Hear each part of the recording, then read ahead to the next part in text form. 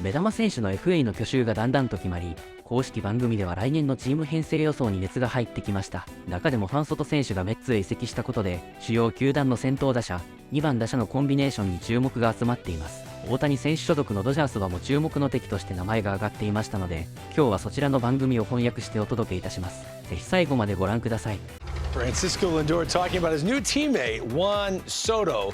The New York Mets with their additions headlined by the big outfielder. Frankie Montas is going to help Clay Holmes in the rotation. That's interesting. But I'm wondering, Francisco Lindor and Juan Soto, back-to-back, Lindor leading off, Soto batting second. Is that the best 1-2 punch in baseball right now? I mean, just think about what Francisco Lindor meant to the Mets.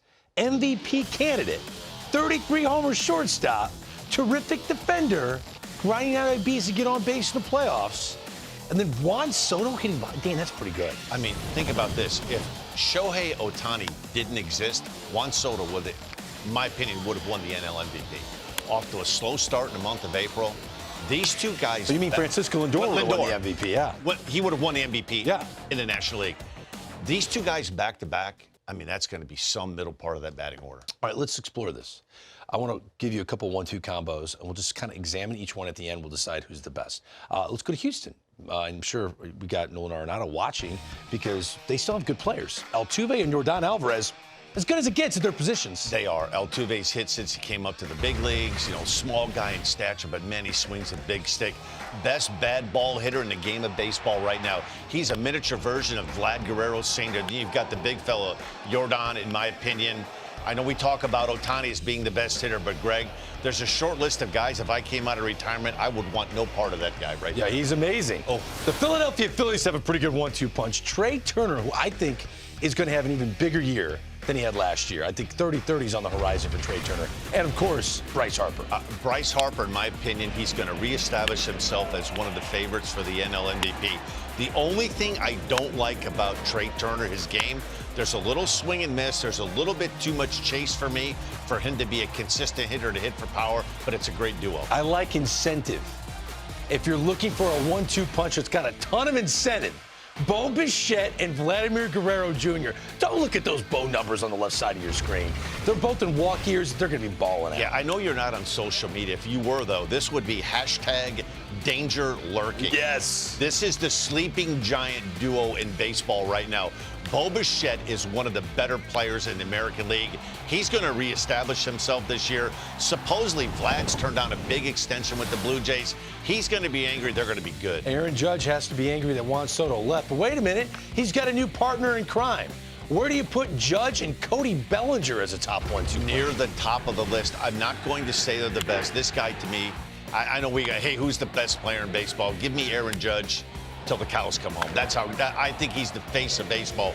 Cody Bellinger, he's going to be somewhere between the guy he was in 2023 and last year. Lethal tandem. Bellinger's going to hit a lot of bombs in that ballpark. Did you forget Shohei Ohtani still plays? No. He's the best player in baseball. He's the face of baseball. Shohei Ohtani, he's the man. And Mookie Betts, that's a pretty good 1-2 punch, Dan. Is it the best? No, this is the best in the game right now. And it's hard to argue what both can do. And the best part about this, I know you're excited to get a chance to see Ohtani on the mound again in 2025.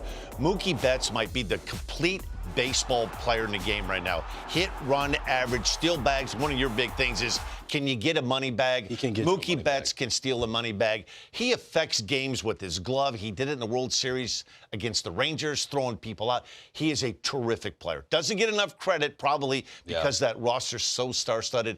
They're the best right now. Yeah, it's Ohtani, Betts, and who's on the on-deck circle? What's that guy's name? The hits behind. Freddie Freeman! Oh, that's right. Yeah. Oh, man. You love him.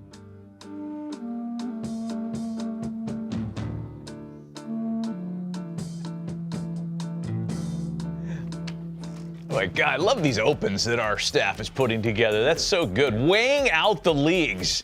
Some of the transactions so far this winter, trades and free agent signings, have led us to kind of push our chips into the National League category. That if you thought the National League was stronger before, I mean, some of these deals, Kyle Tucker going to Chicago. Yes. Right? I get it. Devin Williams changed and went the other way, but it feels like the National League is just kind of boosting its case as the superior. Soto.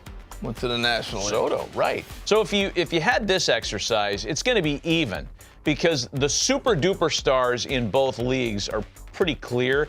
And I don't think you can say that one team is better than the other so much because, the superstars, the top of the crop, that's easy to kind of evaluate. They're all good. Mm-hmm. It's when you get a little deeper and you talk about the fortunes of teams collectively against one another.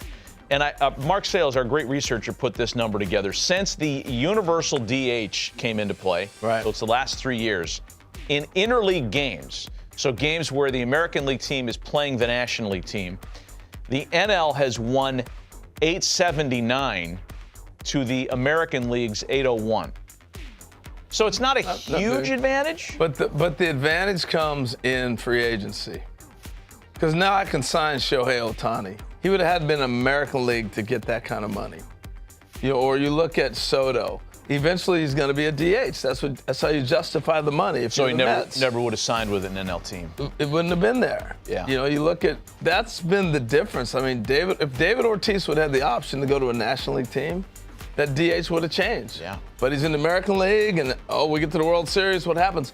All those rules change, and it affects how you sign players and how the playoffs are affected. That's an interesting point. What about the pitchers? If we were to take a look at the top pitchers in each circuit, I mean, can you say with certainty that one league is better than the other? I'll say this. I like the relief group in the American League a little bit. That's what I looked at. Me too. I mean, that's pretty good right there. We just thought it was the pitching's pretty good both ways. I think the American League wins on the pitching all the way, starters and relievers. I would take the AL. And Max Fried's there too in the AL now. Yeah. So maybe it's a little more balanced than we thought. I don't know. We just thought it was an interesting kind of group of names and numbers to put out there, given what we already know about movement this free agent. Team-wise, though, I think the National League dominates. Well, I mean, the lineup is pretty robust on both sides. We're going to pick up right where we left off before the break and do so with JP Morosi leading the league in information with what he thinks might be the latest information on the Nolan Arenado will he stay or will he go, and if he goes, where saga. JP, good morning. Matt and Harold, good morning. It truly is a question of life and how to live it for Nolan Arenado. Will he potentially accept a trade to one of the destinations? As you talked about earlier, he does have that full no trade clause. The news yesterday from MLB.com and John Denton, Mark Feinsand, Brian McTaggart about him rejecting the trade to Houston. I think it's important to point out it's not a blanket no for the rest of the offseason, just a not right now. And part of that has to do with the potential fit of one of the teams closer to home for Nolan Arenado in Southern California. But I would say this, for the Dodgers, the team that he grew up following as a kid, you've got Muncy at third, Freddie at first, Shohei's your DH. It's not a great fit. The Padres are trying to potentially clear some payroll, not add more payroll. They may, in fact, have to move someone like Luis Arias to create a spot for Nolan in that infield in San Diego. I would point out with Arias, one possibility there could be the Seattle Mariners looking for versatile infielders, looking for guys that put the ball in play. What's that, H? Be a good spot for Arias. You need a leadoff guy. Harold, you are rolling your R's right now in mid-season form, my friend. Very, very well done indeed. The one team I'm watching a little bit with Nolan, and I'm sure we'll get to Bregman in a second, is Boston, because we heard different possibilities about Devers maybe playing first base. We've heard about Bregman potentially playing second. I think Nolan in that ballpark would reinvigorate his swing. It's a place that, of course, he's never been in the World Series before. That's a place that's trying to get themselves back on the map to be back in the conversation as a World Series contender. So Nolan and Boston, even obviously on the opposite side of the country, I think would be a very intriguing fit. I can't wrap my head around a guy who's been a Platinum Glove winner, Gold Glove winner multiple times saying, I'll move to first. He wants out of St. Louis that bad? Well, I think, Harold, he wants to win. He's never played in a World Series. And I think that certainly, yes, adding to the trophy case of trying to win more Gold Gloves and Platinum Gloves, I get it. But he's won plenty of those. He has not won a World Series yet or played in one. And that, to me, from following his career, and we all admire so much his competitiveness, I think for Nolan Arenado, playing in the World Series and winning one matters more than the position that he happens to be occupying. All right, we also want to get your thoughts on the topic that we broached before the break, and that's how interconnected the Arenado trade sweepstakes are to the Alex Bregman free agency sweepstakes. So what about Bregman? What's the latest for Alex, and where does he he's land? rolling right now. Well, a little bit of country feedback for someone who has played his entire career in the great state of Texas. I look at Bregman's market and say this. They've got Isaac Paredes now to play third base if they need to in Houston. And as you look at the landscape around potentially looking at different fits for Bregman, Boston, yes, is a fit at second base or third, depending on how the infield is arranged.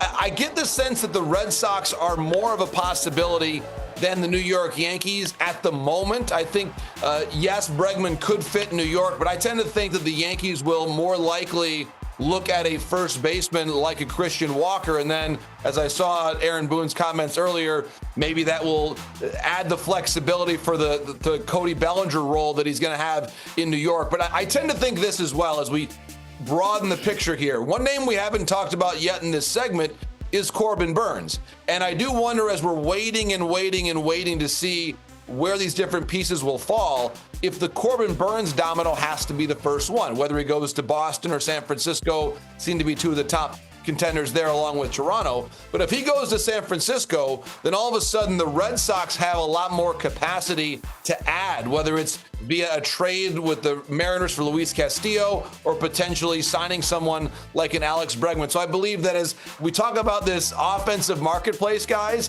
the name that might actually be the first domino to fall is a pitcher, Corbin Burns. So let me ask you this, JP. Matt and I have been talking about this for a while since Soto signed. I look at him as an outlier, and because there's only be a few guys in that category that are going to get that kind of money. So I don't look at him as just setting the market. So my question is, when you look at Bregman, you look at Pete Alonso, you look at these guys, is the market set?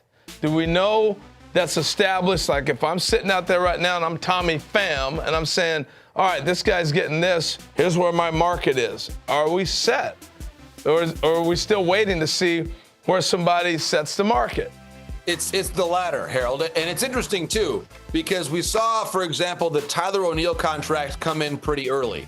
And he's a significant bat. Look at the number of power, his power numbers in general, how many home runs he had as a Red Sox last year.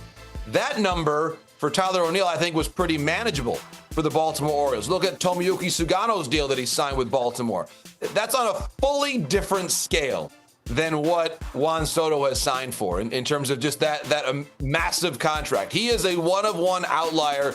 I don't think anybody is able to credibly say, hey, well, I'm half the player that Juan Soto is, so where's my That's half the league considering the contract. Right? I just don't think that's going to happen in any way, shape, or form. All right, JP, we've talked a lot about what's next for the Yankees following the Cody Bellinger acquisition. Harold mentioned it today, as a matter of fact. First base, third base. There are a number of different pivots for them in their upcoming moves. We haven't talked about it as much regarding the Cubs. What is next on the north side for Chicago? Bullpen. And remember, they've cleared a lot of money here with the Bellinger move to be able to address some different issues. I think back end of the bullpen is a high priority, a matter of pretty persuasion, if you will, on the free agent market. Here are some names. I would draw your attention to the top two on the right-handed side of the screen right there, Carlos Estevez and then Kyle Finnegan. I would say two on the left-hand side, and one name that is major in free agency right now, Tanner Scott. We have not talked about him, I don't think, enough about how dominant he was after the trade deadline with the Padres. And again, for the teams that are involved in some of these high-dollar free agent pursuits like Corbin Burns, if you don't get Burns, then you have, I think, greater capacity to invest in certain areas. And I'm not saying that the Cubs are one of the teams on Burns. I don't think they are.